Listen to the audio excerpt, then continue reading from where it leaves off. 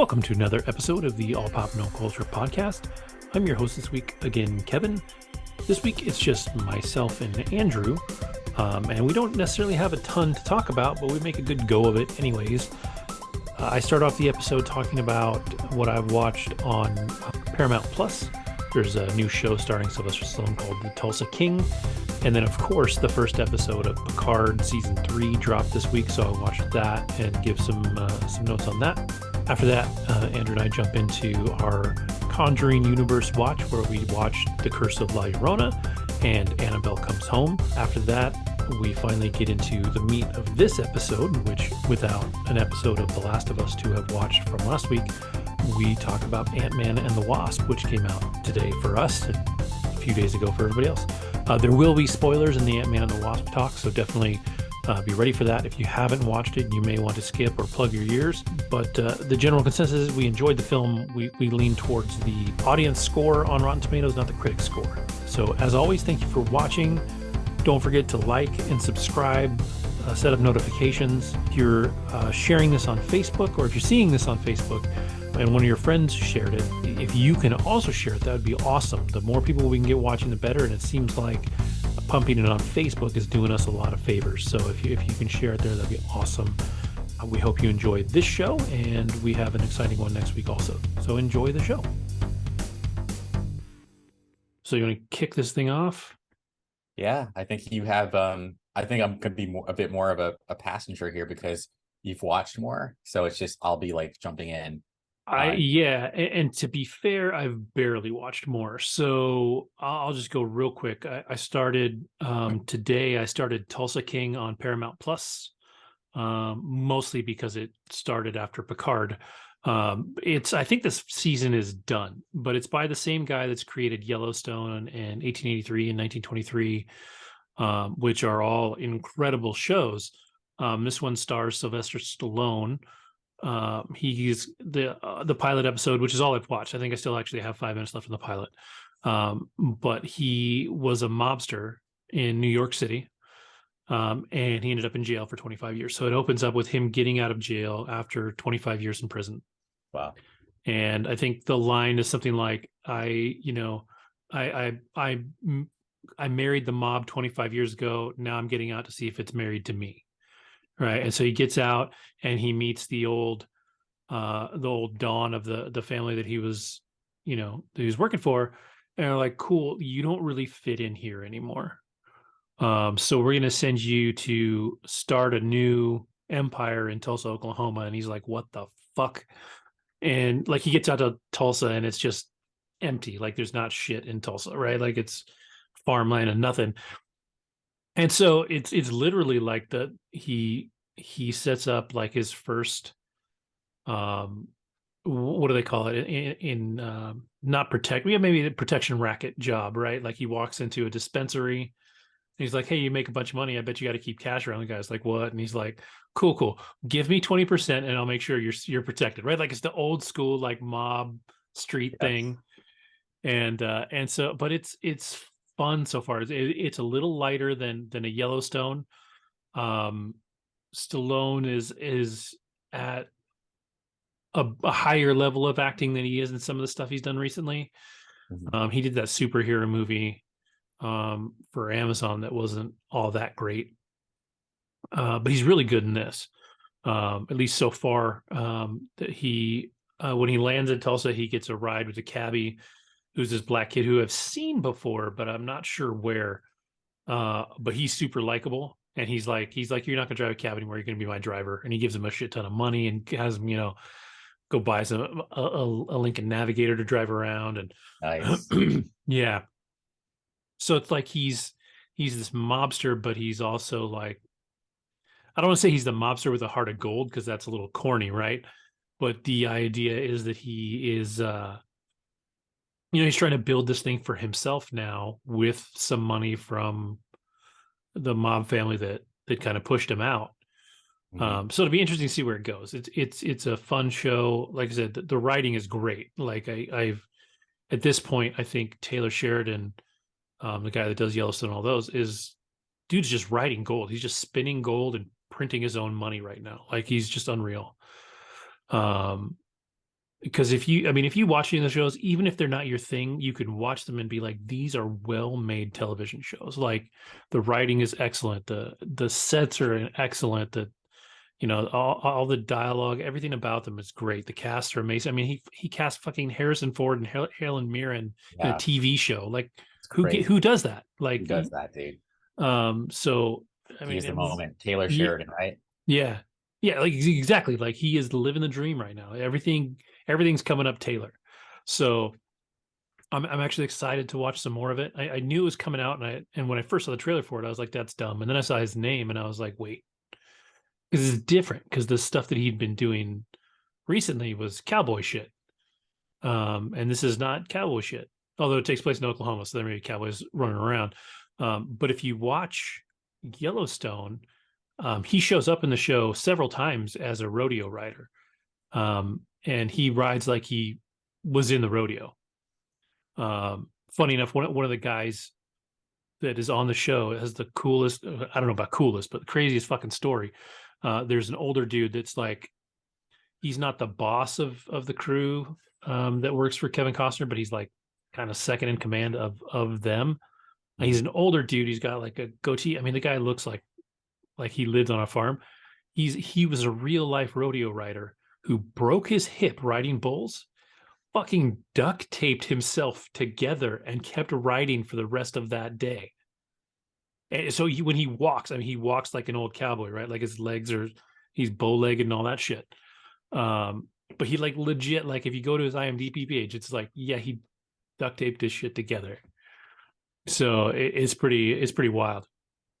So, anyways, so Tulsa Kings or Tulsa King, I would say to give it a shot. I think, especially if you're curious about Yellowstone, but maybe don't want to get into the cowboy shit, this is a little different. There's a little mobster feel to it.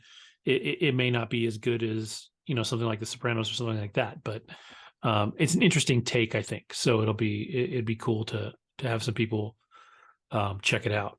Taylor Um, Sheridan to me is like, yeah, he's like kind of like a Shonda Rhimes type person because, like, I think, exactly. yeah, it's like this. I think she basically rules ABC right now, and in a way, it's funny to see these streaming channels kind of mature because I Hmm. remember thinking HBO Max was this like grand experiment, and now I'm like, I think I said last week, like HBO Max is now kind of like required. Like I feel like Yeah. Netflix and Prime were like the two kind of required ones. Hulu was there for a while, but I don't think so anymore. It's more of a nice to have. Yeah. Uh, and but I still have them. And now Paramount, I feel like, dude, the only time I ever paid money for Paramount was when Star Trek was on. As soon as it was done, I Yeah. canceled that $4.99, $5.99 shit like you wouldn't believe. So when I just re-upped that shit, or actually I think I left it on, but I'm watching Picard right now, but I see, oh wait, so that's where these fucking shows are. Like Hmm. Yellowstone, 1899, they're all on Paramount Plus. Oh, Paramount Plus is good now because I There's have some. heard, Go ahead for real quick, and then I'll. yeah, no, I've heard nothing but good things about those shows. Even people who have no desire to be into that cowboy shit are like, yo, this Yellowstone is like legit. This Yeah. 1899 is like legit. So I feel like I'm gonna get into it, but you know me, I'm not a half stepper. Like I'm in or I'm not. And so, but it's one of those things where I think I'm, now that I know it's on Paramount Plus and I see Harrison Ford in the fucking interstitials with the fucking Helen Mirren, like you were saying, like Harrison Yeah. Ford is not a small deal. So if he's in this has Yeah. got to be good, Exactly. you know? Exactly. So I'm yeah. So you just hyped me up even more to get into this world. Do you have cable right now? No, dude. That's a So well, see, I can tell here's you a what's story, but I'll let you I finish your was gonna thought. say here's what's fucking weird is that they kind of broke up their shows. So some of them were on Paramount Plus, which is the one you pay for, but some of them were free on the Paramount app. But they were like in the same. I was like, what are you doing? I'm really hoping they bring that shit together. But they just acquired somebody or got acquired by somebody. I think no, it's Showtime. They're going to Yeah, merge you can do a bundle Showtime now with. with them. So that'll be interesting because I love Yellow Jackets on Showtime. So let's see Mm. how that looks. What were you going to say? So basically, I haven't had cable in the longest, right? Neither And have I. Super Bowl was on, and I'm like, even for my job, I should probably watch this. So I actually was on the phone with the cable company. My building has a relationship with fuck it, I'm gonna blow up your whole spot. I don't give a fuck. So this company, it's not Comcast, it's shit. Spectrum. Spectrum. Yeah. Thank you. So Spectrum has to deal with my building. Okay, so I paid your fucking asses for years, and then when I finally went to turn my cable box, they're like, "Wait, you shouldn't have been paying. Like, we have a thing with your building." So it's like this is bullshit. So anyway, they refunded me for a couple of months, but then I Of haven't course. paid. Yeah. But they like, anyways, I left it alone. Long story short, I'm supposed to have free TV or something like that, but I called like 3 times and they just like the people on the phone couldn't figure it out. So then I said to myself, this is some bullshit. Like, and they're like, we don't want to change anything because you're not supposed to get free TV. So I'm getting told 2 different things. So I realized, wait a minute, Andrew, like this is like the universe saying, stop fucking with them. Why don't you go for Sling? So I did Sling, Oh, you tried and Sling? I have a 3 month of Sling to just watch the Super Bowl and keep it moving. But I'm gonna pay for one other month because I want to watch the Oscars. But after that, I'm gonna turn it off again. But it's like, anyways, fuck cable. Like basically, like anyone who, okay, not I shouldn't say anyone. If you're like me, don't waste your money on cable. Like maybe if you want your internet, fine. But even the internet now is now free. But for a Yeah. Yeah. while, I only paid for internet, and it was like that's it. But no, dude, like no, I love the proliferation of streaming. Like I remember one more thing, it got me in rant mode. I remember as a kid, like not even a kid, a college kid in college classes talking about, oh my God, with digital, we'll have like 500,000 channels, whatever. I'm like, I cannot wait. And people were like, what are you talking about? And then I'm talking about VOD. Dude, you can put all these old shows and make them available. Yeah. I had coworkers at the agency, like, what are you talking about, Andrew? Like, I don't like, they just couldn't get it. This is again why I think people are dumb. Anyway, here we are in this utopia of TV. I actually refuse to look at like what's out there because I get FOMO. Like there's so much good shit out there. There's no way you could possibly like watch everything that's out there because it's just too much. It's just Yeah. too fucking much. And I'm a child of the children. I'm a child of the TV. Like I was a walking TV guide. If you knew me as a kid and you wanted Right. to, when something was on, I could tell you, yeah, Incredible Hulk, at CBS at 8 o'clock on Tuesdays. Like I could tell you that shit. That's how much I love TV. So anyway, you just got that rant out of me. I do not have cable, but I had to tell that story because the Super Bowl, it took a good hour for me to figure out, okay, fuck cable, go to Sling, make it work. And I did it. And it was for free. And I saved money. And I didn't get locked into some bullshit contracts. Yeah. The only reason that I have cable, number one, it was a package when I got my internet. But because I work from home and I work in IT, my company pays for my internet bill. So I get a portion of that off. But my mom lives here too. So I got her a cable box so she can watch cable. She's not good with the streaming stuff. So I do have cable in my house, but I do not turn it on. And before I moved here, I didn't have cable. Yeah. I was just like, I cut the cord a long time ago. Like I was an early adopter for cord cutting. I think pretty much when Hulu and Netflix came out, Yeah. like when they were really going, I was like, this works. If I can't find it here, it's not that interesting, right? And you know, and then it was a waiting game. It was a wait for HBO to come up with a streaming service. It was all these other companies, and once they did, you know, what's the point? You know, you can pay less to all these subscription services as long as you don't lock yourself into a year. You can cancel almost anytime you want. So you can kind of rotate your subscriptions and pay very little money, and it works out.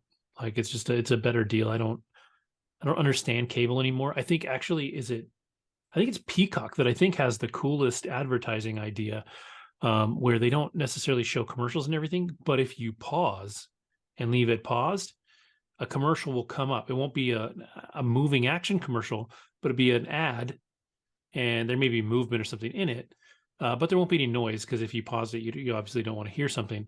But they'll show you an ad until you hit play again, and then if you pause it, there'll be a different ad. And I was like, that's dope. Like that's smart. That's taking time that people are willing to give up when they pause, right? So you're not interrupting. You're not the one interrupting what they're watching, but you're still advertising something to them. Hulu does that too. Does Hulu do that? I don't Yeah. have. I have the more expensive Hulu plan, so I've been on the no ads plan Okay. since the beginning. Basically, since they first offered it, I was like, I fucking hate commercials, and it's worth like $3 a month for me. Can I tell you something? So first of all, like I think it's a compliment if I pay for the no ad option on your streaming channel. So for the so because I'm doing Picard now, and because my attention span is terrible, like every time an ad comes on, you're just gonna make me go on my phone and waste another 10, 15 minutes before I press play again. So I'm Yeah. like, I can't do this. So literally last night I upgraded finally from like the ad supported Paramount to like no. So I like just like let it flow. But yeah, no, I respect your shit. I like your shit. I think you're valuable if I'm no ads. Yeah. So I'm with you. Yeah. So thinking about Paramount, sticking with Paramount, and from what you just said, I know you are behind. You're Oh yeah. you're a season behind on Picard, so I Mhm. won't spoil anything. I will say that the first episode of the new season came out 2 days ago, I I want to say think. Thursday. Yeah. Yeah. Um, and it picks up in a great place. The black lady from the first two seasons, I forget her name. Rafi. Yeah, Rafi. She's in it. Um, Jonathan Frakes is playing a major role in this first episode. Patrick Stewart, obviously. It's called Picard. And Seven of Nine shows up, so she's in this episode too. Um, and it starts off, actually, it opens up with Beverly Crusher with Gates McFadden. Um, so I mean, you're seeing a lot of the Next Generation family, and we were Yes. at that panel in New York, Yes. Yes. and they were talking about it, and they're definitely, I mean, they are putting the effort into making this a special season. It's funny because there's a few lines of dialogue in there that have more humor than you've seen in any Picard before. And now that you've been to a con, you've seen how they talk to each other. This really felt like almost like Frakes and Patrick Stewart were in the room when they were writing and added their own flavor to these characters that they've known for 30 years, right? Um, and it just felt good, like it felt nice. It felt like these are the people that they would have become. Um, Frakes, I've always liked Jonathan Frakes. Riker was a little, he was the poor man's Kirk in the beginning of Next Generation, but where he grew to was so much better. And then seeing him at conventions and seeing him in interviews and things like that, he is a fun guy. Yeah. If you want to hear some really cool stuff too, if you like Star Trek at all, Gates McFadden has her own podcast where she interviews people, and the first few episodes are just people from Star Trek. So her first episode, I think, was Frakes, and I think the second episode was LeVar Burton. Okay. And those are really interesting because she doesn't. I mean, they do talk some stories and they talk about um, their careers, but it's a lot of it's about life, like just about their life and their growing up and what it was like with their parents and all that. So it's a really interesting, like, deep dive into who these people are. And Frakes is funny because I wish I could remember who it was that he worked for, or his dad had him work for, but he worked for like some celebrity actor that just had him running around doing bitch errands for a while. It was hilarious. Um, but it is a cool take because you get to see kind of behind the curtain on these people, like how they were raised. Like LeVar Burton talks about how his mom was raising him and how she was, she was a hard mom, but she had to be because of, the way the world was. Um, and it's super interesting. But these uh, you know, for me, I've been, I grew up watching the originals, like I watched the movies, and then Next Generation came out, and I watched all of that. My wife's a bigger Star Trek fan than I am, um, but but together we started going to conventions probably more than a decade ago. So I've been to 4 or 5, maybe even 6 conventions. Nice. And these people are just like, they're part of my like worldview now. Like I see them as they are and who they are as characters, because you saw it at that convention too. The person that is so vastly different is Marina Sirtis. Right. Like the difference between her and Deanna Troy is night and day. Yes. But she's hilarious. Like she's so funny. Um, yeah. Although I will say though that the one thing that's consistent though is that which I just came to me right now is that but both versions are very emotionally available. And that to me is what brings them together. I mean, Deanna Troy is an empath, and so when she ran out there in the crowd and hugged that woman, like that was consistent. And I think is like what ties them together, and that's why I think it's a beautiful thing when you can see the relationship between an actor and their character. I think that when they're able to really bring someone to life, which also makes the villain scary, but there's some shred of that person in that character, and they're bringing that out, and that's it's vulnerable, but it's authentic, and that's what makes it beautiful. Yeah. Yeah, I think it's just the cast is awesome. I'm excited to see more of them show up because I know at some point everybody shows up in this season. She'll be there.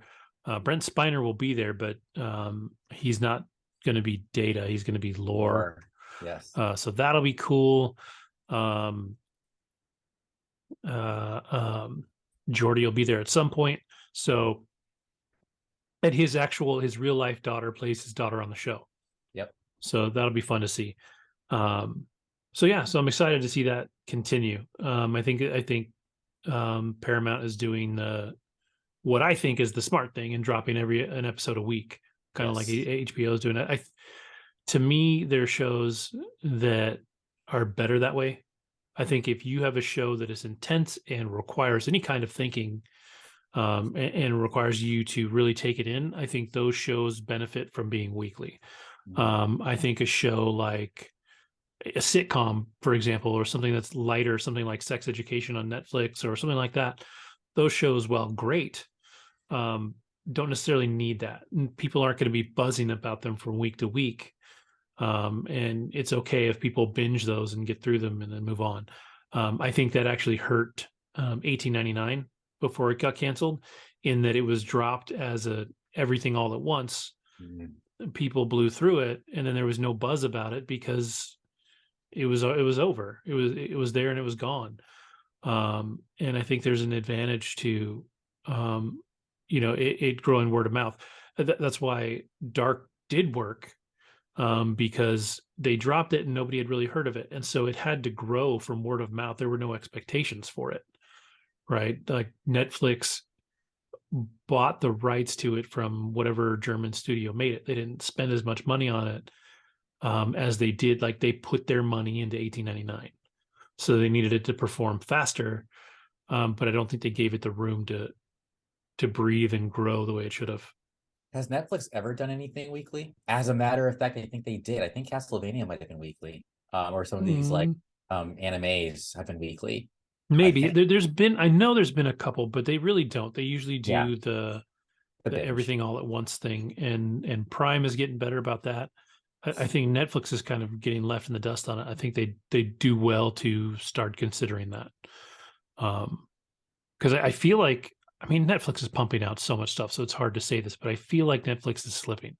They are. No, they totally are. And then they're doing the whole password crackdown thing. Like they're hurting themselves right now. I don't think they're making the best choices. I know it feels like it for them as a company, to say, don't, I should have 2 subscribers for this if you're all the way across the country from each other. But at the same time, like, my daughter's my daughter. If I want to give her my login, I should be able to give her my login, right? It doesn't matter if she lives in California. You still got people watching your shows. This is catch-22. So we'll see how that goes. I mean, they're not in danger of falling apart, right? Like Netflix isn't going to die, but I think they're falling behind. They're not what like again, like I'm only an opinion of one, but like I always consider Netflix like the king. Like it's Netflix, and then maybe Prime, and then a couple others. But I feel like HBO Max is kind of like, it's kind of like getting there, because like they've got that, not only the TV, but they've got the movie catalog from Warner Brothers, which is not a small catalog. So I think HBO puts out less content, but they put out better content. Like they're putting out premium content. Like even if you didn't love House of Dragon, you have to. It's still really good. Like you can nitpick it because you watched Game of Thrones, and you can nitpick it because you watched the first season of Westworld. You can nitpick it because you've watched all the Sopranos, all these other things. But at the same time, like, it's a fucking good show. Yeah. And Netflix has fewer of those, I think. Like those really, really good shows. Stranger Things is like, I think, the biggest show they have right now. Yeah, They were and Wednesday did really good for them, but that's a different kind of show. Like that yeah, fits into the family genre, right? Like you're looking yeah. at it's not high drama. The Last of Us is doing that now for them. Um, but HBO is smart about what they take on, you Yeah, it's know. always quality. Yeah. I was gonna say I think Velma would have benefited from just jumping them all at once. Yes, I think That so.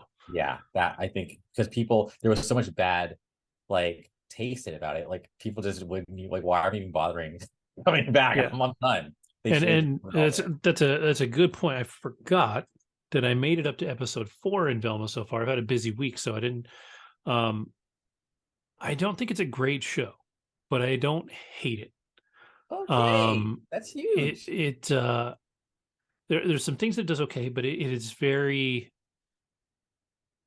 I don't know what the right word is. Like I don't know what it is that bothers me. Like the dialogue is a little too over the top. Like everything about it is just a little too over the top.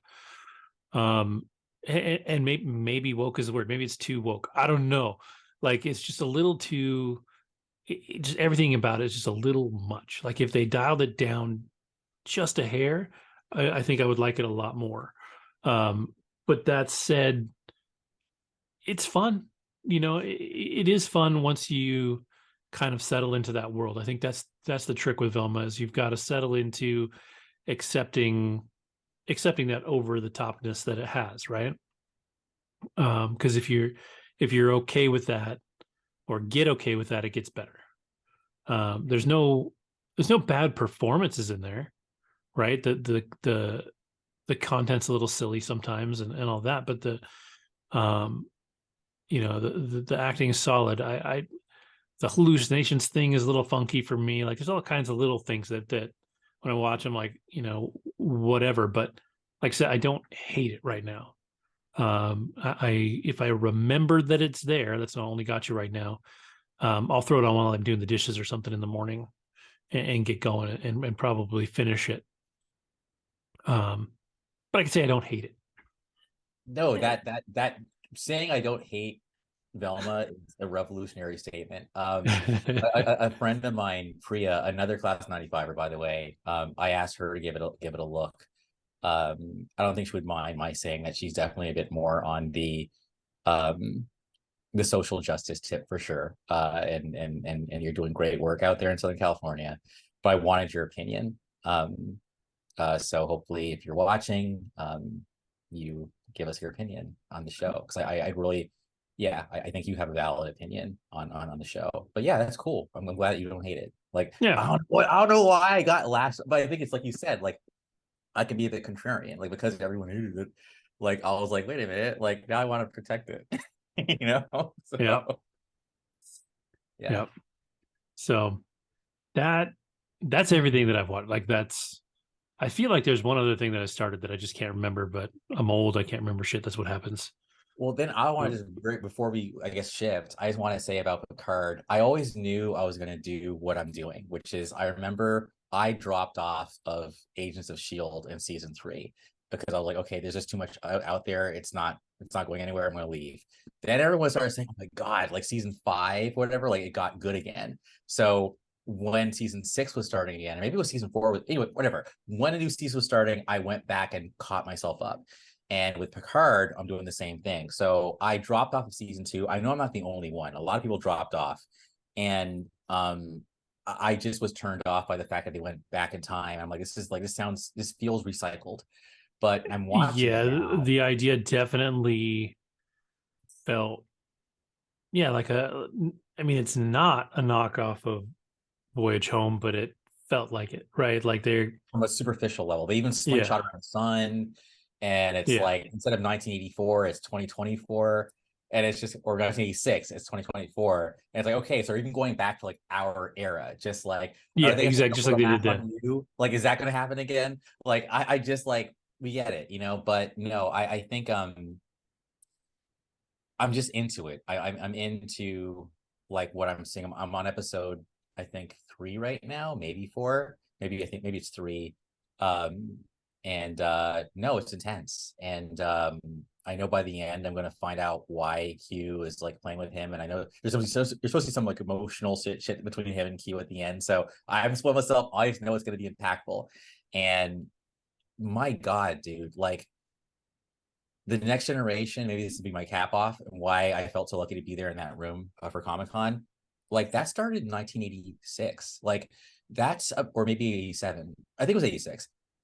It was 87. Anyway, it's a long legacy of good vibes, and they've really touched a lot of lives. And to see them grow up not only on camera but off camera and everything in between, it's a gift. And it's just a reminder of how precious and dope life is. And all I'll say is when they start to go, like each individual, especially Patrick Stewart, I'm gonna lose it. It's gonna be so Right. sad. Right. Yeah. I'm not ready for that. My household is not ready for that. So hopefully he'll just be immortal. That's Right. gotta hope for that. There's a rumor right now that Disney has reached out to him and told him to be Yes. available for Deadpool 3. So that's crazy. But I feel like if Hugh Jackman calls, you're like, oh, okay, maybe I'll listen. You know what I mean? Like he got a little pull at this point. It's funny you say that because I just posted a thing about Evangeline Lilly talking about when Hugh Jackman, the studio asked Hugh Jackman to ask her to join X-Men, and she's like, nope. And I'm like, Yeah. what? Yeah. What? And she's like, I don't know how I turned him down, but I did, Yeah. like, because I wouldn't. I'd be like, whatever you Oh, say, Hugh. Like, yes. it's just crazy, crazy. And have you seen, I think you probably posted it, but the photo of him working out, Yeah, dude. He is uh, brolic. He is dude is ginormous. jacked. Like I was like, Like, Jesus Christ, because I remember seeing him. He was doing Music Man in New York like last year. He's all yeah. lean and dancing, and He still had the veins though. It's like the yeah. effortless like extension cord vein on the bicep. Like, Well, how did did you hear the crazy shit that he went through to film those movies and look as good as he did? Like the dehydration and the headache yeah. sweat? He would Yeah, he would dude. just not drink water for a day before he would film, and I'm like, who the fuck does that? Like, what are you doing, man? Like, look at Hemsworth. Like Yeah. that guy. I mean, I know he does his push-ups and shit before he goes and films, so he looks a little more jacked, but he's not worried about like the 0% body fat or a Chris Pratt, right? Who is pretty damn Keto. fit, but he's Yeah. not. He's definitely not Yeah. the 0% guy either. Dude. Um, but Hugh Jackman's like, Jackman is next no, level, dude. yeah. But He's not young. it works for the character. Like the character has to be that lean because his body would just destroy the bad shit anyways. So speaking Sure. of bad shit, how's this for a transition? Our Conjuring franchise uh, is moving along. We watched The Curse of La Llorona, and then we watched Annabelle Comes Home this week. The Curse of La Llorona is an interesting one because it is outside of the Conjuring universe almost entirely. The tie-in is the priest is the same priest that takes Annabelle in the first Conjuring film, Mhm. um, and that is where the tie-ins end. It has the very lovely and talented what's her face from Scooby Doo. She played Velma. Funny enough, Cardellini. Linda. Linda yes, Linda Cardellini. Cardellini. Um, and kind of nobody else, right? Like, I mean, um, Raymond Cruz. I like him. who's that? Raymond Cruz. He was the kind of witch doctory priest Oh guy. I yeah. liked him. I To like go him a lot. Salamanca. Yeah. Yeah. But keep going. But yeah. So the story, there's so many problems I had with this film, but basically the story is that there was a mother in Mexico. She had two children with her husband. Her husband cheated on her. The only thing he loved in the world was the kids, and so she killed the kids to get back at him. And now she's a big mean ghosty that goes around killing little kids.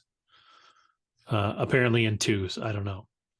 Um, and some like I guess they kind of explain it in because I at first I was like, why the fuck did this thing switch over to her kids just out of the blue? Like, how does it pick?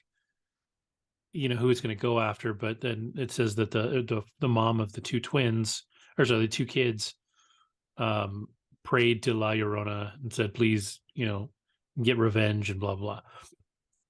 Yeah, this movie was not good. That's all I can say. It was not my favorite in the franchise. It's definitely at the bottom. Yes. Um, I mean, the effects were fine.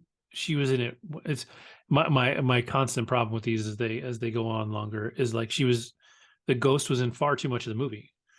You see her face all the time. It loses its luster the more time you see her just open her mouth and scream at people over and over and over again. It's like Freddy Krueger's scary when you can't see him and he just pops out and scares you once in a while.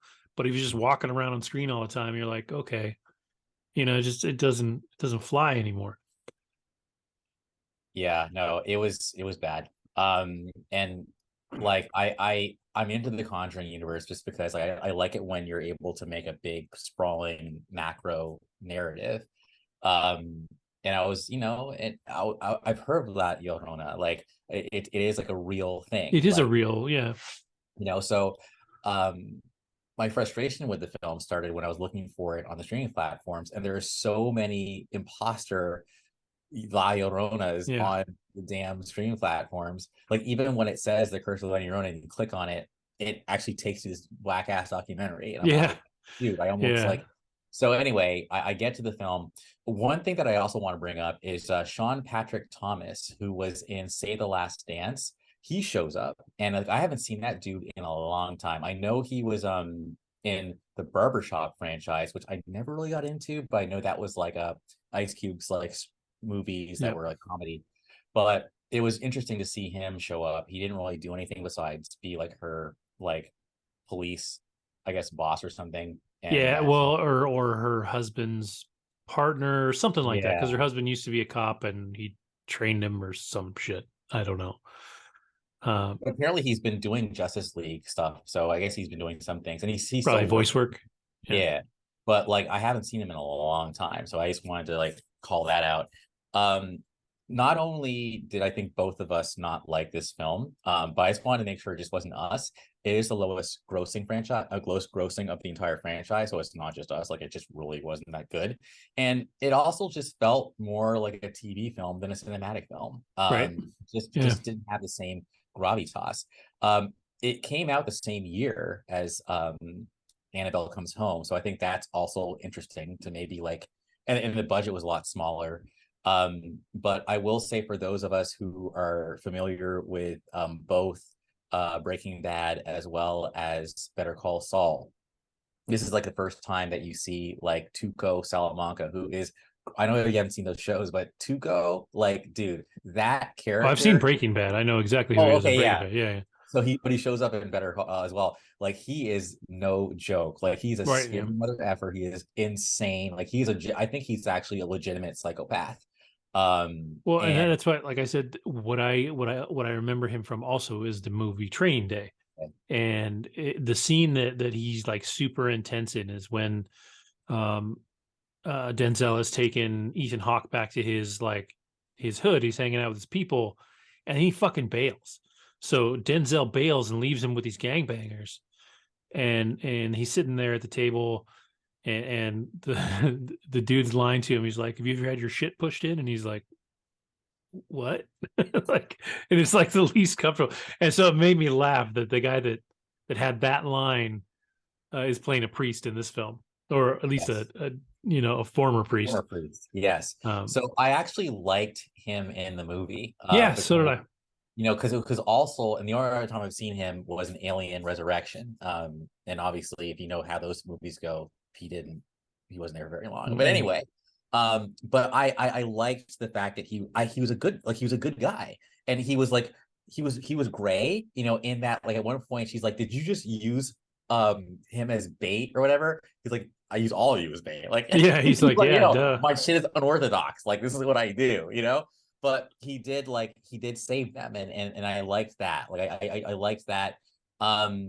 But there just wasn't much to the movie. It was just like yeah, I would even And I it was corny, like when he blesses the pool, and he's like, "It's holy water now." And I'm like, I don't think that's That's how it funny. works, dude. I like that though. No, it's Oh, it's funny. so Like I corny. liked Like it. Like as soon as yeah. they were in there, I was like, "Fuck, he's gonna turn that pool into holy water." Like I knew Okay. exactly what he was gonna do. I didn't. I didn't. I was like, that's badass. Like, see, like I remember I told you like I want to learn the demon's name so I can like fucking ban him back to hell. Like, if I know your name, I know you Valak. Like Yeah.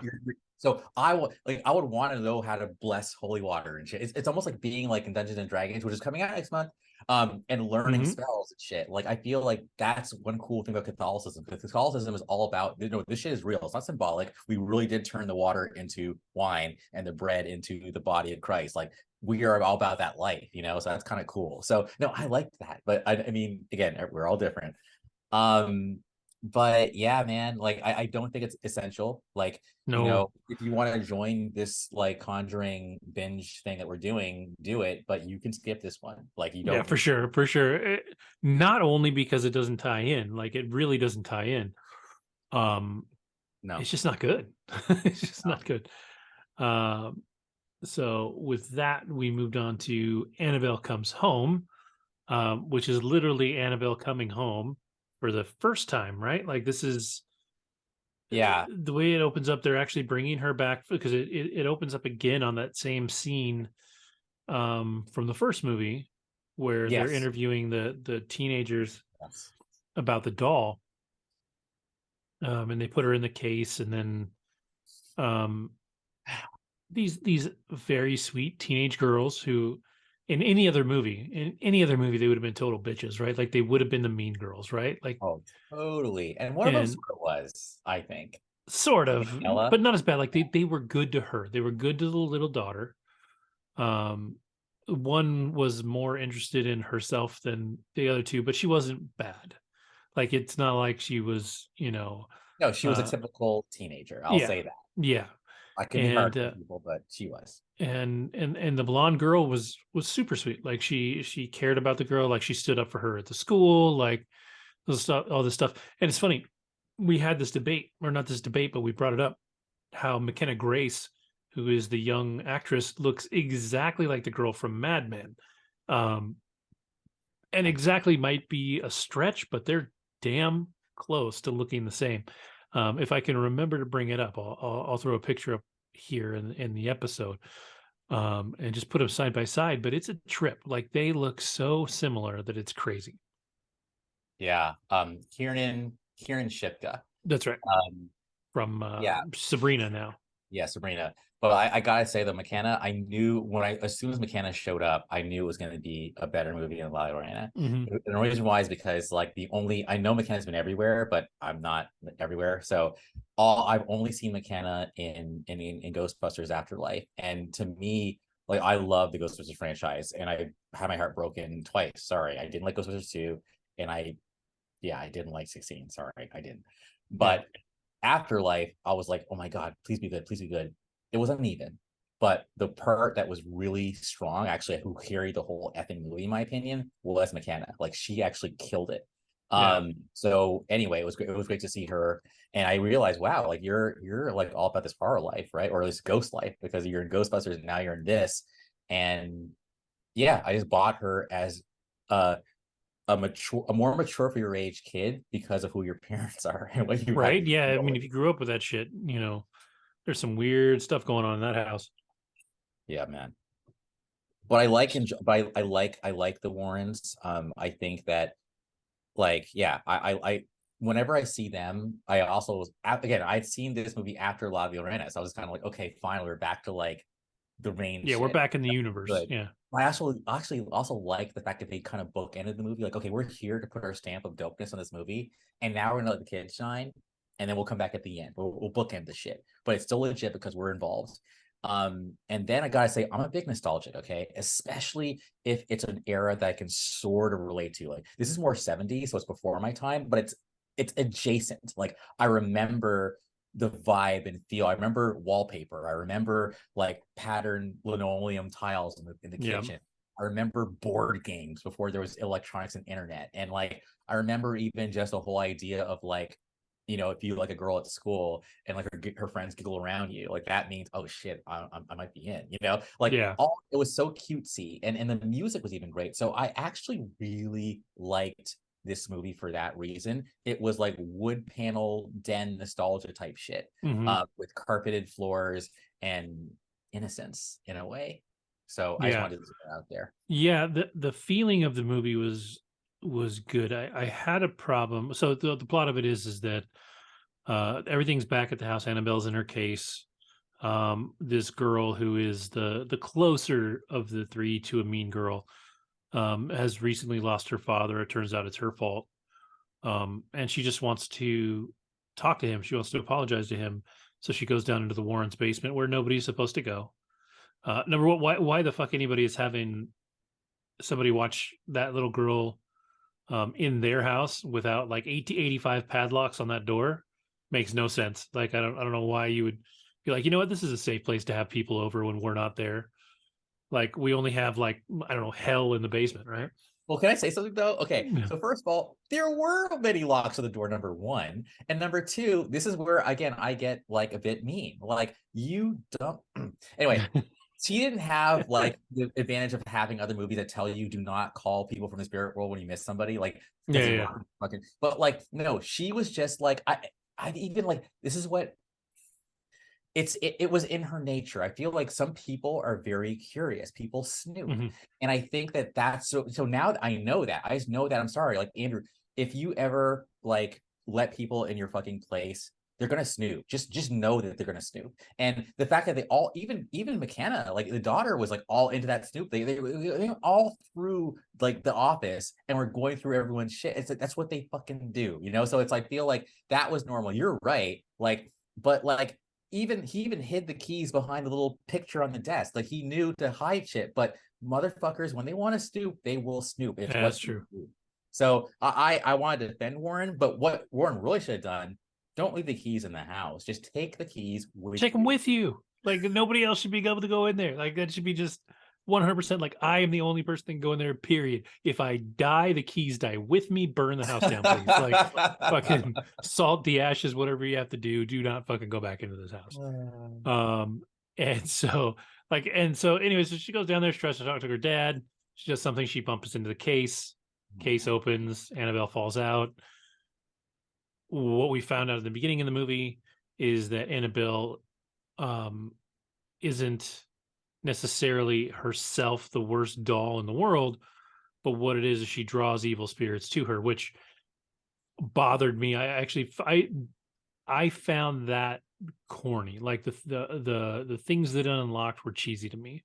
The ferryman, The ferryman, the hellhound, which is uh, it wasn't even a hellhound, it was a werewolf basically.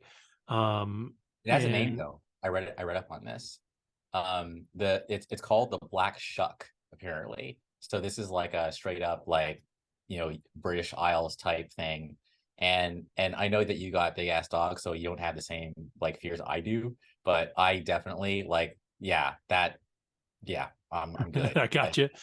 Yes. And then the part that really killed me was the digital exorcism when she was possessed and they started playing the video and I like somehow that. that made me so mad. I was like, because why do priests even need to do anything? Priests can just be like, oh, it's COVID, send an iPad over there, I'll do an exorcism via Zoom.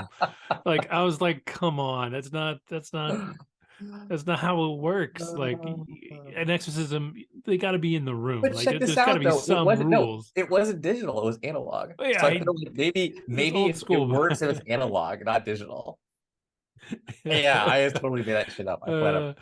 But yeah, I was like, oh, come on.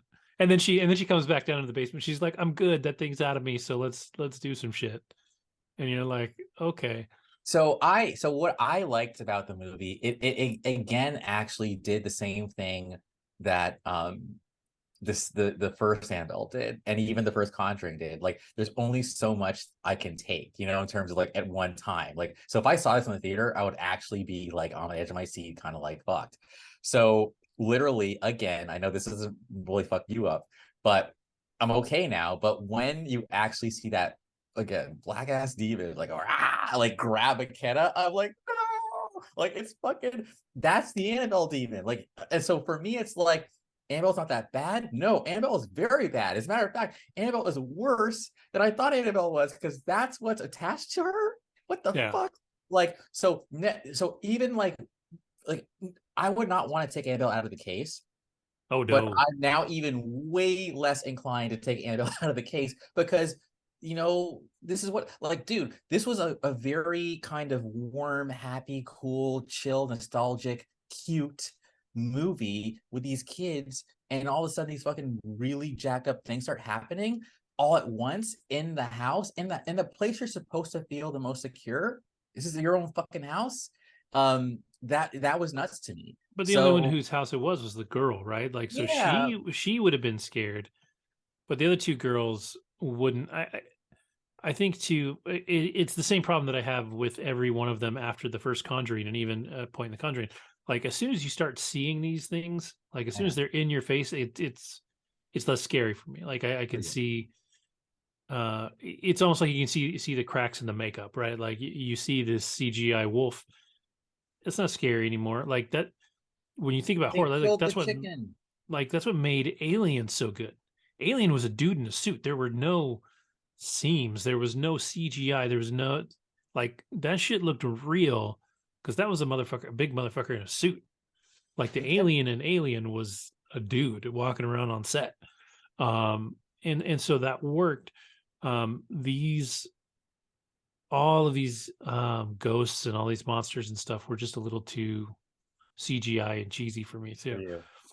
So Yeah. one thing I will also say though is I feel like a lot of Easter eggs were being dropped, like whether that samurai person, Hmm. there's a monkey shines thing going on. I feel like Yes. a Yes. lot, a lot of new franchises are being kind of like potentially Easter egged in this movie. And this might be the last Annabelle film, and if it is, fine, cool, like Yeah. whatever. Yeah. That just do a trilogy and keep it moving. Um, but I also just like as far as like the ending goes, like it was a good ending. Like I felt like after all that um tribulation, like we actually got a happy ending, and the kind of high school like drama, even that stuff even kind of came around. And while some people might think, oh, it was cheesy, like I'm like, I don't know, maybe the 70s were cheesy. I mean, it was all about, sunflowers and shit. Like it And was just happy. It was to be very happy. fair, I mean, this is what the seventh or eighth movie in the franchise. It's the only one that at the very end is Ah, happy, and it's about the kids. So, like the corniness works there, like the cheesiness yeah. does work there.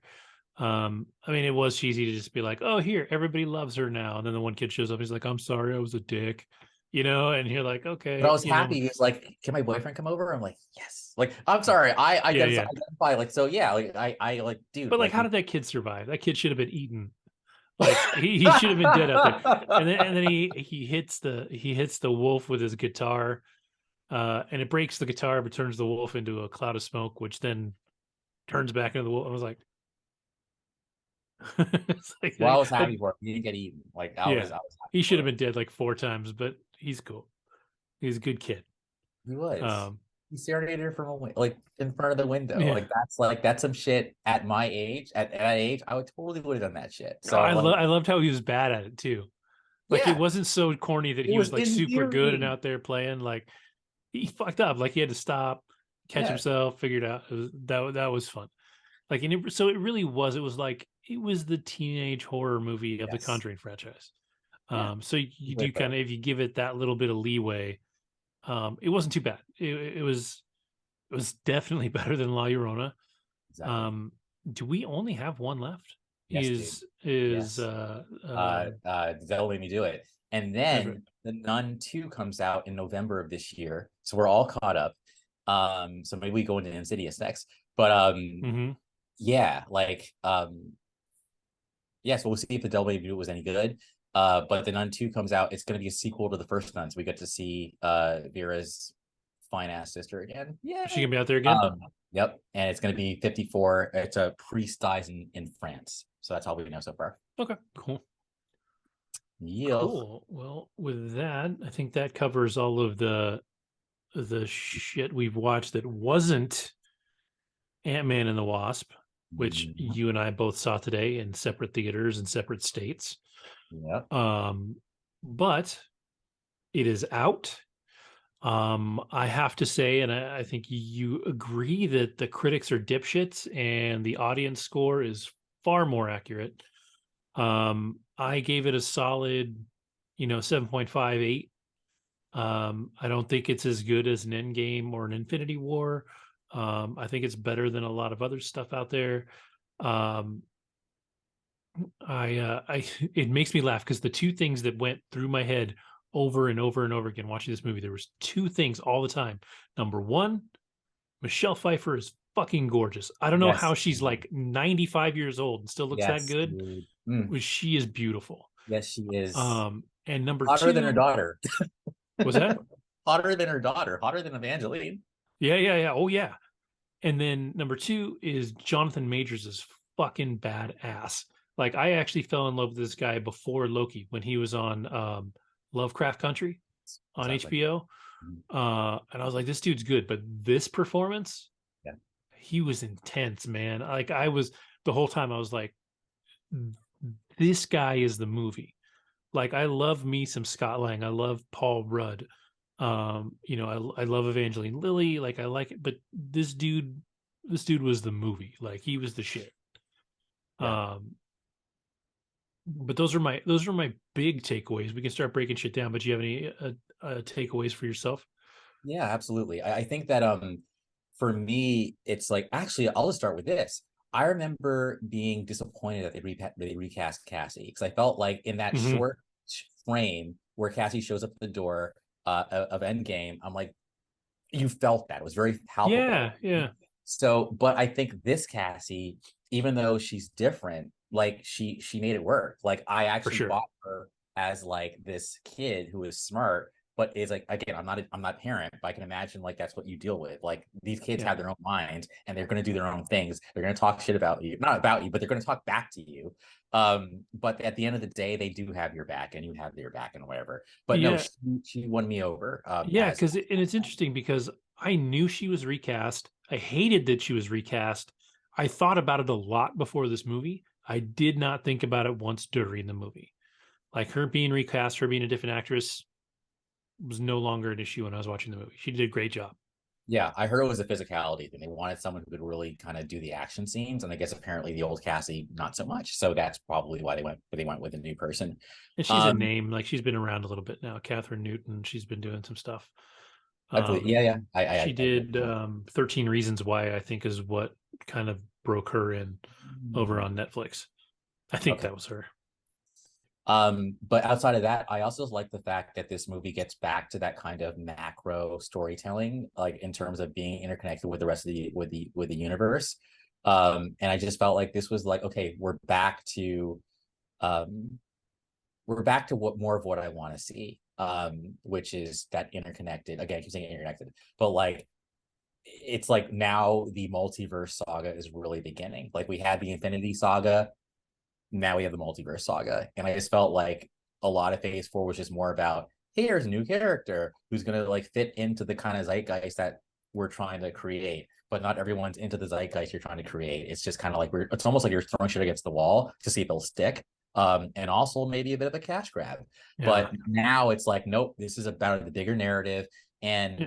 I actually really, one more thing. I like the fact that like the Ant-Man films have really progressed from kind of smallish to like, I felt like the first Ant-Man was kind of like maybe a step above Venom. And I think maybe part of it might be because they're both in San Francisco, but like it was just kind of like, smaller Darren Cross, whatever. Yeah, cool, whatever. But then the second movie is like, okay, we needed this because after the heartbreak of Infinity War, we Hmm. need a chaser that's like light, and we got that light chaser from Ant-Man and the Wasp. But then, of course, at the end, it's like, oh, in case you forgot, the Yeah. snapshot. Everybody's fucked.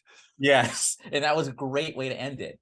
And then this one, it's like it's so even though it's still Peyton Reed, this film is like big, even Yeah. though it's small, microscopic, it's big. It's bigger than any of the other two. And yet they still make it work. And I still buy Ant-Man as like, dude, you were a key, you and Hank were a key reason as to why Endgame could happen. So it's just Hmm. kind of cool to see. I don't know. I loved it. I fucking loved it. So those are my initial thoughts. Again, I would also say I call it upper mid tier MCU. Like if this was like any other studio, it'd be a masterpiece. But of course, we've got Infinity War and Endgame to compare to. Yeah. But this was, I put it in the class of like a Guardians 2, maybe even Ultron. Yeah. Uh, but it was solid. So the haters, like, no, you just don't get this shit, and that's okay. Like, stick with whatever you like. But if you're a true comics fan and you want to see a comic brought to life on the big screen, this film's for you. Yeah. I think it's interesting because Spider-Man No Way Home and obviously Doctor Strange and the Multiverse of Madness spent way more time in the multiverse. But this feels like the one that's actually kicking off the saga, which is really interesting because they didn't deal with the multiverse at all until the post-credit scene. And he talked about it a little bit. But it didn't exist in the multiverse. It was, it was in the quantum realm, which is cool. So it's interesting that felt like that. I did feel like for me, what might have detracted from it a little bit is maybe it was a little too much special effects.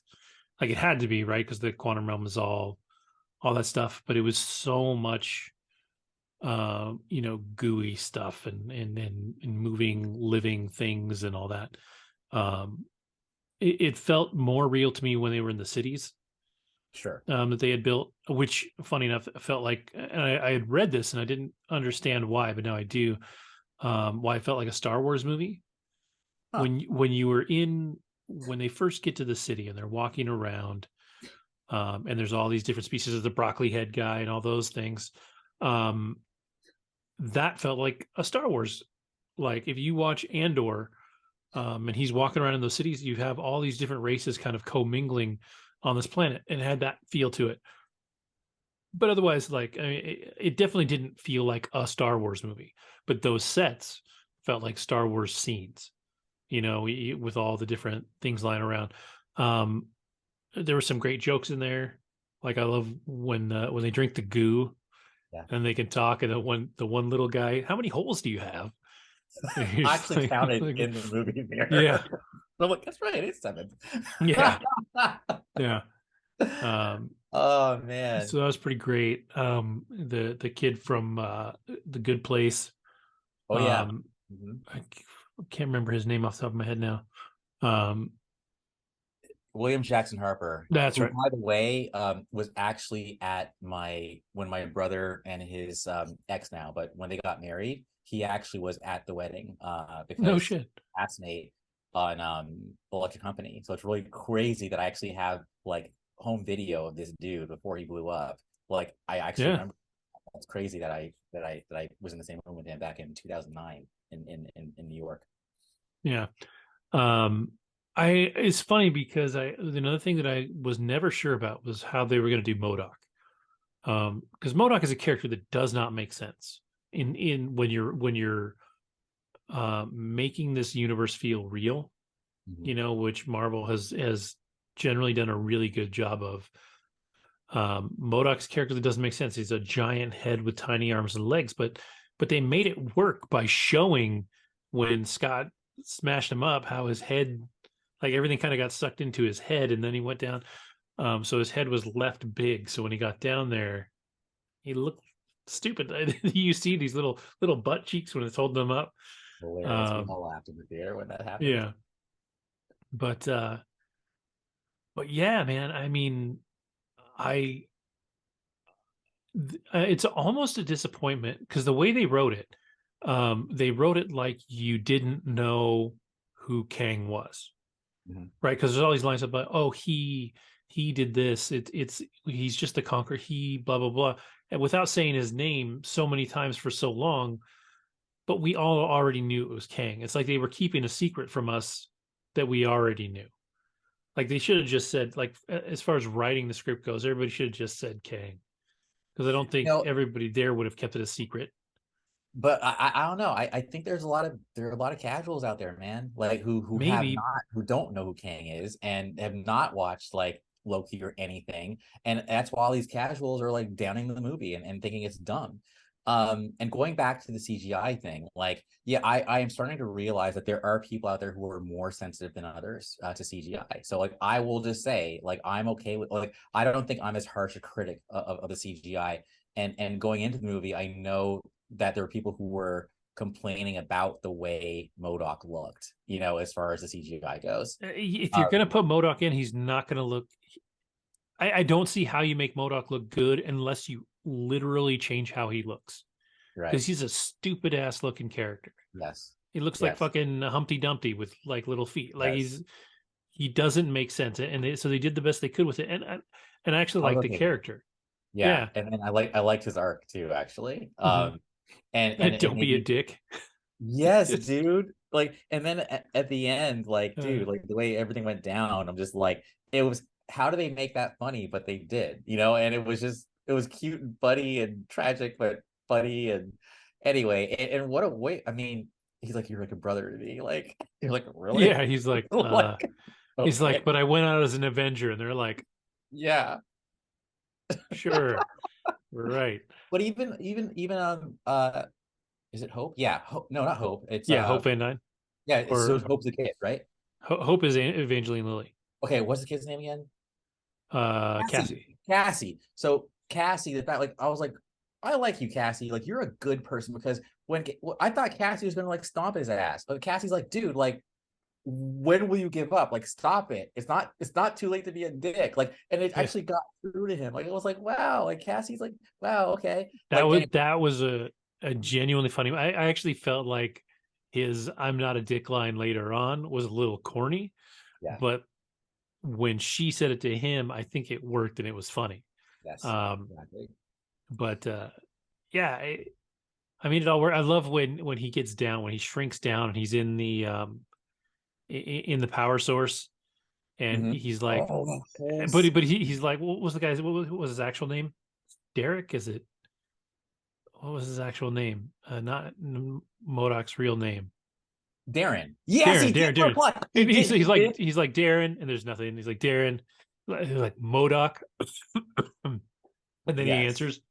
That was, I mean, it was great. I mean, Corey Stoll, I've only seen him in House of Cards too. Yep. And he was kind of like a gray character and then has kind Yeah. of a tragic end.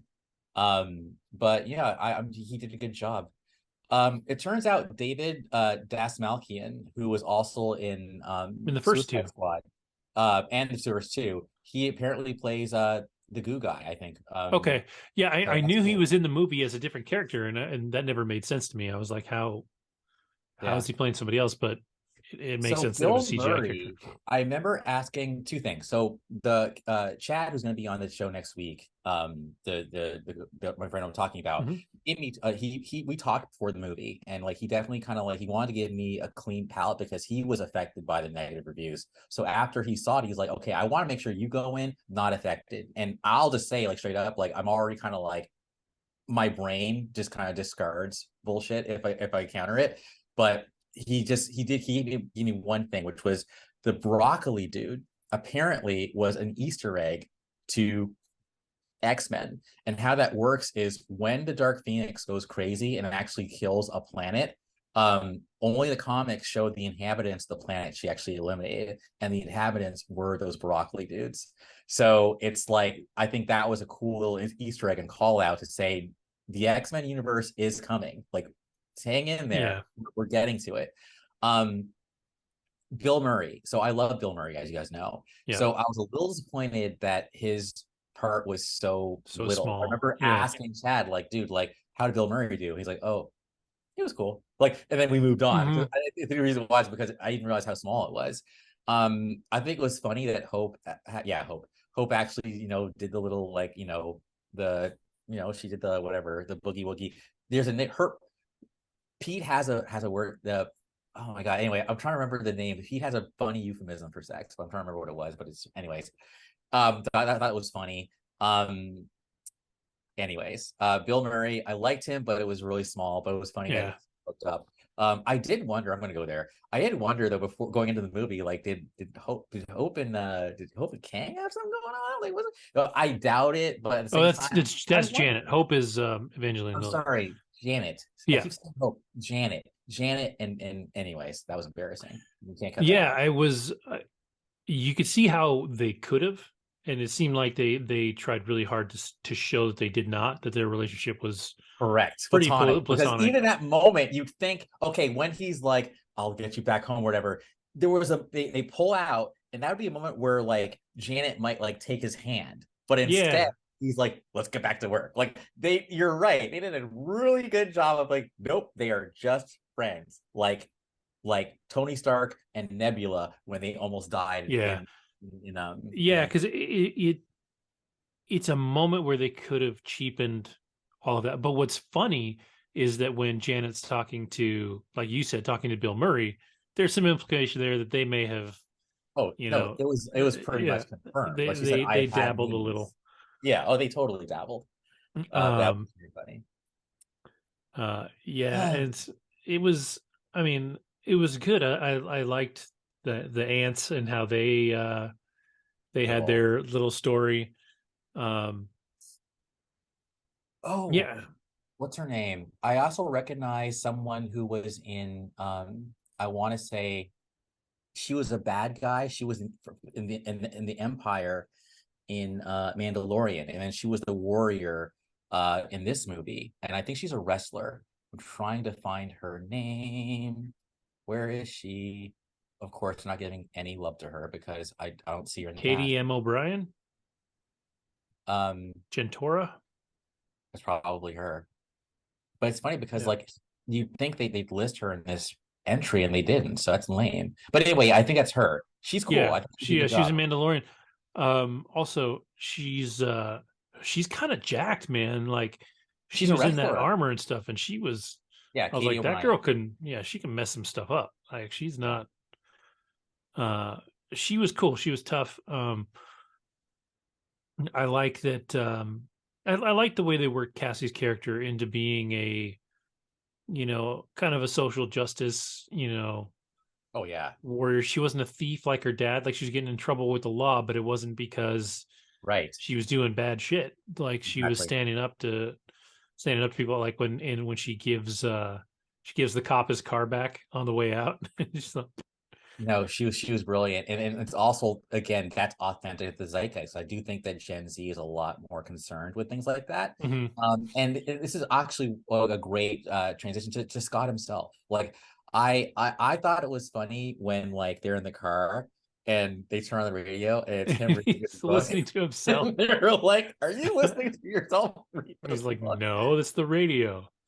But it's like I'm sorry, I gotta say, like this is a bit of an admission, but I don't care. Like, yes, I will sometimes listen to this podcast, but because Mhm. I want to get better, so it's like it's believable. And I also like the fact that even though when compared to like the rest of the Avengers, he was like the little guy, like both Yeah, figuratively and literally, it's like I just liked the messages. Like it just felt so like I went into this movie thinking it was going to be subpar and it was going to be corny and it was going to be ham-fisted, but I was like, no, this is a well thought out shit. It totally fits a post Endgame world where he's like, how do I move forward from this? Like, how do I take yeah, the lessons I've learned? And I love how he said, I fought with Captain America, not against him. I'm not crazy. And it was yeah. just it added to the legend and dopeness of Cap. Like, Right, like I right. just like I dude, like this was like the first episode of She-Hulk where like you it felt more connected to everything else because you're talking about Cap, you've got Bruce Yeah, Banner. It's like, but it's the post Endgame world, and I felt like this whole movie was a post Endgame world, and I had to go back really quick to like the double. Or they go back to that thing where you're seeing all the possibilities. Like that was a great sequence. It reminded me of like Spider-Man No Way, Far From Home, where he's fighting Mysterio, and it's all like I yeah. just like that whole sequence. It was very innovative, and I bought it. So yeah, man. Like anyone watching this fucking podcast, I hope you can see it. Like if you haven't seen this movie, like, and you're not a casual, that's my thing. Don't be a casual. If you're a casual, skip this. Wait for some other shit that's a bit more whatever. But Yeah. like, if you are invested in the overall saga and you want to get a look at the starting block of the multiverse saga, which is what this is, Yeah. this is the movie for you. Yeah, it's like No Way Home and Multiverse of Madness kind of unlock the door. They opened the door, and this was walking through. The post credit scenes were a Oh big my God, deal.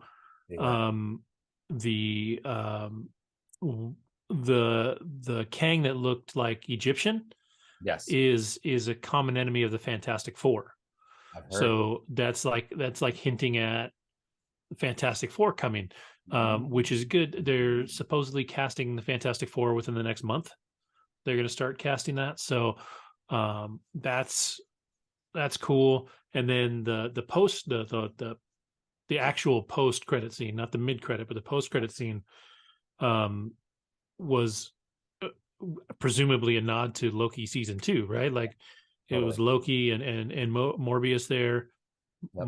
Mobius, not with an R. Morbius is the vampire, right? Morbius is a vampire, yeah, so it's Yeah, Mobius. I wouldn't have noticed unless he said yeah. something, but it is what it is. So it was Loki and Mobius, and it turns out they're watching a Kang variant in the early 1900s. I think I read Yep. that it was 1920. But the name is something. It's something timely or time.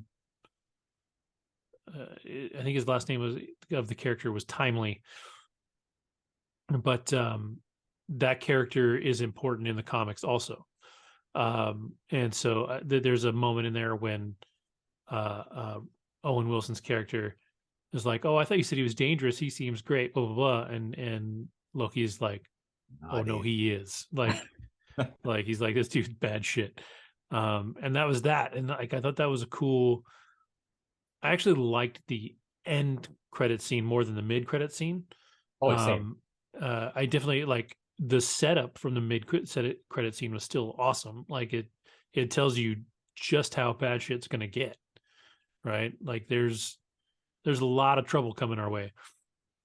Yeah. But And yeah, and I like the fact that they're really using Jonathan Major's talent in being able to bring very different characters to life. Because going back to Lovecraft Country, like he's a good dude, in that. But then remember that episode where they're in Korea and he actually is a soldier and he hmm actually like executes people, and hmm it's the same dude, but when you just see his face and the way he acts, it's like he's scary. Like that's the same guy, but this is what war will do to you. Like you're just following orders, executing people.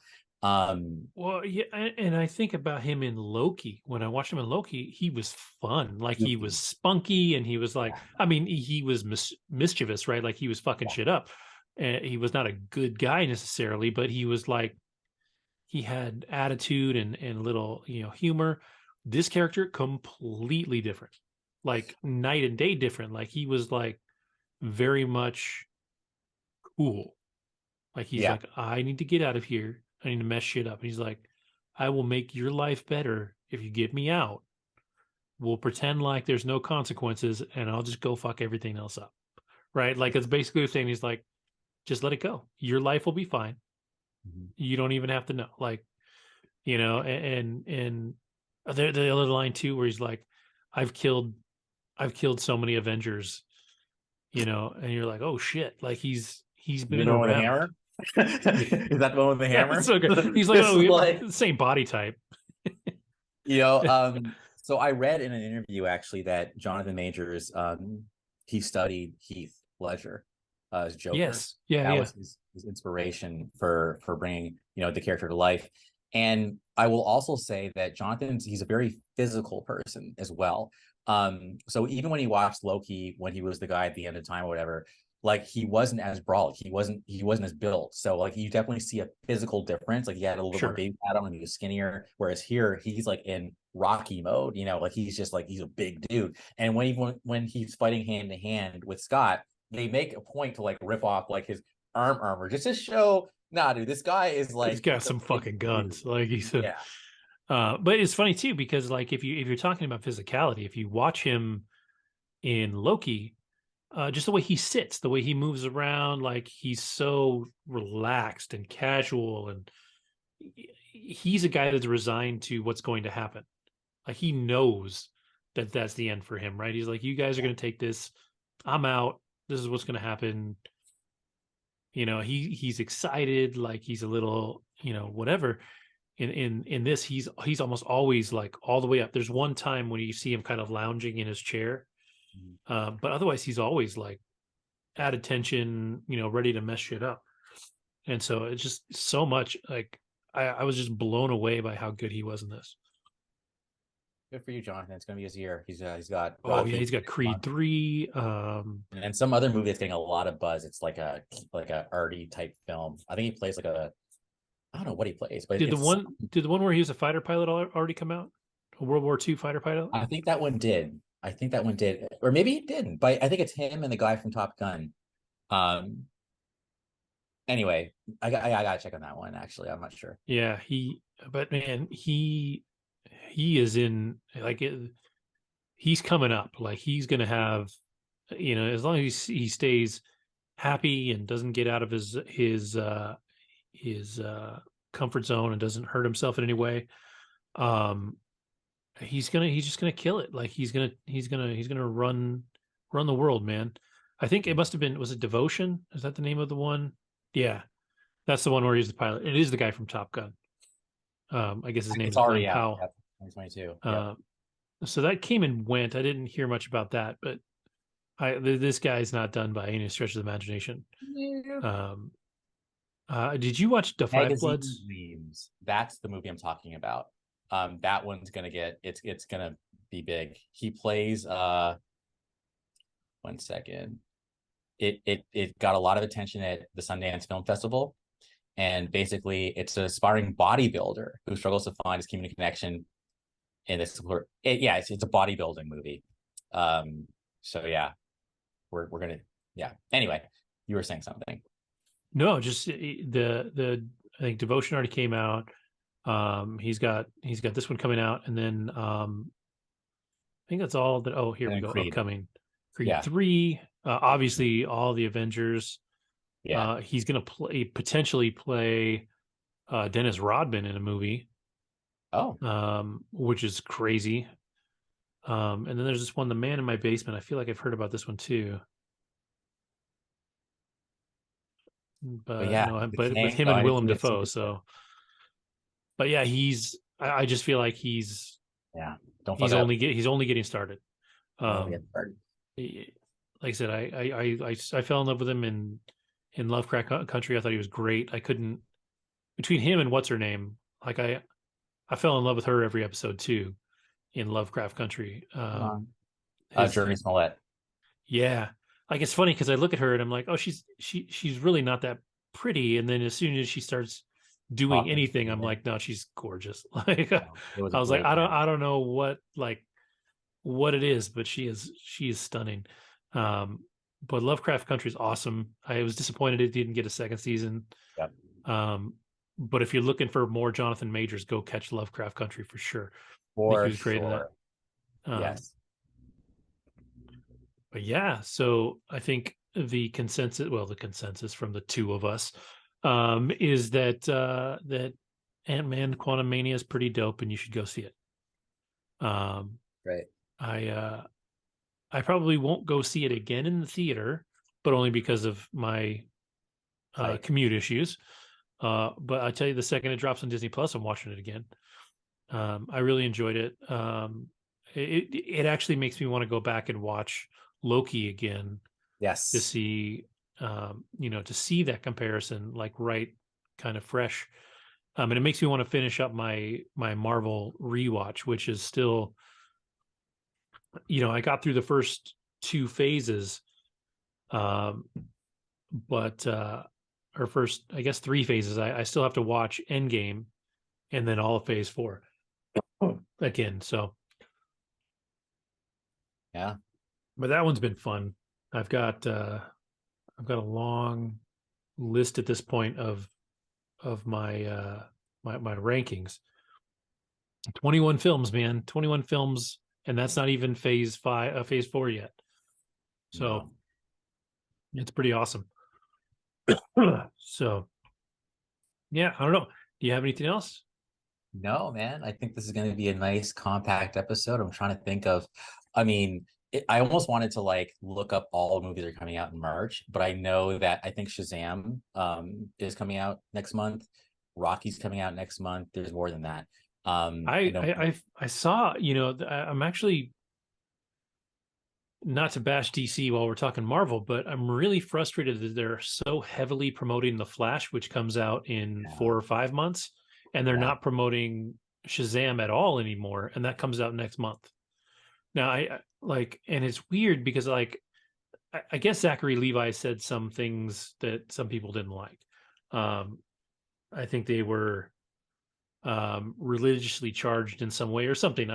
There was some small drama around things that he was saying, and I don't remember what they were, and I'm not gonna um, put words in his mouth, but it frustrates me that if that's the reason they're not promoting his film, um, they can fuck right off if they're promoting Ezra Miller's film, who hasn't, like, to me, hasn't shown any remorse for anything at all. Um, and that's like my biggest frustration with The Flash is that I want to see Keaton's Batman on screen so bad, but I can't pay for a movie that Ezra Miller's in right now when DC made the choices they made to complete and put that film out there. So we might come back to that, but on a happier note, like I got to list these. Okay. So we got Creed 3, we've got Shazam Fury of the Gods, we've got Dungeons and Dragons, Yeah, I'm we've curious got about that one. Scream 6, we've got John Wick, a new John Wick film John Wick coming 4, out. yeah. Then I'm like seeing some other things like Tetris. I didn't know they were making a Tetris movie. It's about the creation of Tetris. It's what's his face? Oh man, I could see his he from the Kingsman movies. Oh, I know you're Taron talking Egerton. about. Okay, all right. Children of the Corn, another remake. No So, shit. yeah, man, March. So I'm this is okay with just that. March, people. Like, and I'm skipping a whole bunch of other things because I'm like, it doesn't look that big. But like, no, like this is gonna be, and we didn't talk about TV shows yet. So it's about to be a busy time on this podcast, man. Like Yeah. we got some good content coming up. But I know Pete's super stoked for Dungeons and Dragons. He might be too. Uh, I wasn't. The most recent trailer that I saw before today, that I saw before Ant-Man, had me a little more interested again. I love Chris Pine when he gets to do his kind of dry humor. mhm. He's not a comedian by any stretch, but there's in the trailer there's a moment when they're talking about the plan, and she's like, maybe we should just have some wine about it, and he's like, yeah, like just the way that he does the things that he does are so smooth and fun, and I think he'll be good. I like Michelle Rodriguez. I'm not a Michelle Rodriguez hater, so I think she'll be good in that. I think it'll be fun. My oldest is into D&D right now, so there's a good chance that me and him will go see it in the theater. So As far as Ezra goes, like I actually felt guilty because when I saw the Super Bowl trailer, whatever, yeah, I'm not gonna lie, I got excited. I was like, okay, this actually looks good. Like I parked like the whole Ezra thing, and I'm like, this movie actually looks epic. Like it looks like the best thing that DC has done since Man of Steel. I mean, the fact that Zod is back, like that to me is dope. Even the way it looks, like the cinematography looks really solid. And then you've got Michael Keaton, and you've got your boy Batfleck back. I love Batfleck. I'm sorry. he's garbage. Like, I know, it's garbage to you, but like, I was excited, and I'm willing to just like, I guess I can compartmentalize a bit, right? But when I posted it, and all of a sudden, like all over my fucking page is like, yeah, man, fuck Ezra Miller. I'm like, yeah, guys, like fuck Ezra Miller. Like, I'm like reeling it back in a little bit because like Yeah, you're like, I'm definitely not going to go see that in the theater. As you slide your ticket into your back pocket, you're like, I just won't talk about it for 3 months, but I'll see it in the theater. I'm like that Homer Simpson like backing up in the bushes like Because you know, and then one of my friends continues to just like, dude, like whatever, and I'm like, no, dude, like, no, read the room. So, but yeah, it looks good, but we'll see they're not forgetting. People are not forgetting, and Yeah, I don't yeah. know I what they're think gonna do. at this point they're going to roll with. I mean, they've already They have committed to. that they can't not put it in the theater. And to be honest, like I know a lot of people that I know are furious about it, are not going to watch it, are not going to pay for it. Yeah. But I think a lot of people are. I actually do think it's going to make a fair amount because there's going to be people that just don't care. There's going to be enough people that are just going to be like, whatever. I don't care. It's just a movie. And I think it's not going to do like Titanic numbers, but they're going to make their money back. I think that trailer was the smart drop. You got more Keaton than you got Ezra. You got, um, you know, they're Sasha. they're they're showing you the things that will keep you interested and not thinking about Ezra Miller. Yeah. Like they have to show him because he's the Flash, right? Like they have to show him sometimes, and they have to set up the plot so he's in it. And you're like, no, this sucks. And then fucking Keaton shows up, and you're like, oh shit, like that's dope. Batman. Like that's fucking dope. Um, and the other thing too is that, and this is the real bummer, is Ezra Miller's fucking charismatic. Like he was the best part of the Justice League to me. Um, True. or not he, sorry, they. But even You get that it like right. that run at the end, like when he like Yeah, that, which they totally botched in like the Whedon version. But when yeah, you actually see it in the as it was supposed to be, you're like, yeah, that was actually some epic shit. yeah. Like that whole thing worked, and I think Ezra, like I said, was the best part of the Justice League for me. The humor was there, the quirkiness was there. It was all those things that were missing from everything Snyder had done otherwise, right? Like that was the snark and all that stuff that you want in a comic book movie. Like Ezra was kind of the almost the Tony Stark, right? Like everything was a joke, everything was exciting and all that. And whereas Tony with Stark, Peter Parker type guy. yeah, whereas with Batman, Batman's like, fuck everything. I'm super pissed. Superman's like, oh, I'm grumpy and I cut Zod's head off, so I'm gonna be super grumpy. And then I died and you brought me back with Zod's juice. So I'm grumpy. Like he's just so fucking grumpy. And like, so you needed Ezra and it sucks because you watch this trailer and they show the clips where he's definitely charismatic, right? Like Yeah. sorry, they are very charismatic. They're doing their uh they're the best lines. It's all the snark, all the comedy, all the stuff that's in there. Um and then you bring in the other characters.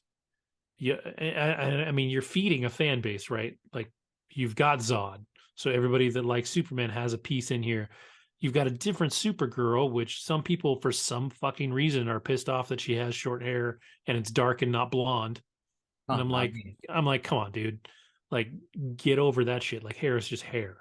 Like, if she's good, then Not to awesome, mention, she looks kind of more related to Clark in that way right? than blonde. Yeah, She's as a blonde, she's just more of like your, kind of traditional fantasy from back in like I don't know whenever Supergirl was invented. yeah, But, exactly, like exactly. stop. And if you've ever seen Supergirl's outfits in anything else, she was definitely made for dudes to Yeah, just, yeah. be excited about. Um, Granted, she's not Power Girl, which is a whole other thing. But Window to the yeah, wall. yeah, a window to the boobs, and they're Yeah. just monstrous. Where you're like, Jesus Christ, that girl, she'll displace the ocean if she jumps in. Um, but no, Supergirl looks cool. You've got, for those of you that are dumb enough to like Affleck, you've got Affleck in there. You've got Keaton again. Like Keaton is all over it. Like they're just like, we we brought him back. You wanted this. And he Go actually see the movie. looks like when you see those fight scenes with Keaton, I buy it. Like Yeah, I looked at old Batman, like he's just so stiff and like turning his head like this, like, but no, he actually like it's like they made it work, and that's what excited me. And you see even like the whole all different suits, and one of them is like the gray and the blue. Yeah. Like this is so cool, you know. And again, everybody who's seen the movie, I forget where I read it, but I read somewhere some celebrity or whatever saw the movie and they were like, this is actually really good, guys. Like Yeah, this makes everything sense. now I don't know how much of it is DC hype, like, Sure. but everything I'm seeing says it's a good movie. Um, and to be honest, they need it to be like they needed to Yes. make a lot of money because they spent like $200 million on this thing. So if they don't make probably 400 million, they're probably losing money. Um, so we'll see. We'll see. I don't. I'm not going to see it in the theater because number one, Ezra can suck it, and then number two, nobody in my family is interested in going. So um, it's a little easier decision for me. I'm disappointed because I do want to see Keaton again. Like I do want to see his stuff again. So we'll see what happens there. Um, I honestly think it's going to make the money it needs to make. Okay. Because the hype is there for whoever cut that trailer, whoever is putting out the stuff, waited the right amount of time and put out the right trailer at the right time. And to be fair to an audience of people that probably aren't specifically looking for DC movies at the time, right? You put out that trailer during the Super Bowl, um, and it's not targeted only to, us nerdy folks. It's at Oh, everybody. And there's going to be a lot of people that don't know casuals. that Ezra sucks, and there's going to be a lot of people that don't care that Ezra sucks. So, you know, Matter of fact, I think that needs to be DC's playbook. I think that the MCU now is getting into deeper cuts, so it's going to be less friendly to casuals. Whereas uh, DC, as long as they just focus on spectacle and good storytelling, yeah, which we know that James Gunn can do, especially storytelling, um, they might have a shot. You never know. We could see a flip. Um, but you're right, and I respect that level of objectivity there. Um, because now we almost kind of flip, because again, like I kind of like, I know my feed is not like the world, but I do kind of use it as a temperature check. And based on the reaction I got, like I said, like I would say 7 out of 10 people were like, fuck this movie. You know, they were like yeah. based on Ezra. It's interesting because it reminds me of when people talk about um, negative reviews of like a video game on somebody's like review website, and Alana Pierce, she's been doing this stuff for a while. She's been in journalism and stuff like that for a while around video games, and she's like, that doesn't matter. It feels like this is the high percentage of people that don't like this thing or do like this thing, depending on what you're talking about. But what you're really getting is that small subset of people that are actually passionate about it enough to be watching things that are related to it and doing things Yeah, around it. So you see like this 90% of 1% of the people, yeah. and the other 99% don't even know. So it feels to us like everybody knows about Ezra Miller and everybody knows all the bad shit that they did. That all this stuff's going on. I'm trying. I'm not I trying to know, it's mock it. Like great. I don't. I, so um and I there's a significant number of people that, like I said, some people just won't care. Some people know and will just be like, it looks like a good movie to me. I don't care about other people. I don't care what Ezra did to, this one girl and her family, because it doesn't affect me. Right. There's a lot of people out there that have the it doesn't affect me mentality. So I think it's going to do well. I think I look forward to seeing what happens. the I really marketing was excellent. That's all I can say. The marketing was great, because it does look like a good movie. As much as I want to punch Ezra right in the fucking nose, it looks like a good movie. And then just to like also just mention, of course, we've got Guardians in May, and then we've got the Marvels got pushed back in November from Yeah, July. So which we still got that comes on the heels of Feige saying they kind of want to yes. pull back just a little bit, slow things down just a hair, which I think is a good idea. We'll see what they do with the TV shows too, but they definitely. I heard Ironheart got pushed back to 2024, and I think another Mhm. one did. So we're just gonna get Yes, oh my God, I think Invasion comes out pretty soon as well. it's sometime this year. Yeah, Secret Invasion is sometime this year. And that should be, because that's, I think, in post production at this point. I think they've done all their filming and they're doing the last of their edits and getting that ready to go. But that one looks interesting. That one looks good. And I have already heard from everybody that has seen the test footage of the Marvels and seen what they're doing pre-edits and stuff like that, that Kamala Khan is Good. yeah, she's Good. just like Kang is kind of like the actual Quantumania like draw.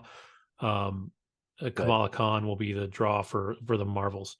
For as much as I love the girl that plays Monica Rambeau, I still don't feel like Brie Larson was quite right for Captain Marvel, for as good of an actor as she is. But Kamala Khan is that girl. That's another one where they just struck gold on somebody that nobody's heard of. Yeah, you know. No, she's a star, and for that to be her first role and to kill It's it so crazy well, to me. Crazy to me. yeah, I'm ready, and I'm rooting for her. Yeah. So cool. Well, if you don't have anything else, and I don't have anything else, and Pete's not here to talk for 45 minutes about absolutely nothing, and Andy's not here to feed us conspiracy theories, I think we're done. I think we made it. Next week, your buddy what's his name? Craig? Chad will be here next week. We will talk about whatever. Like, I'm almost going to just let him feed us pop culture stuff, and we'll go from there. But we will also talk about The Last of Us episode 6, which airs tomorrow night for us.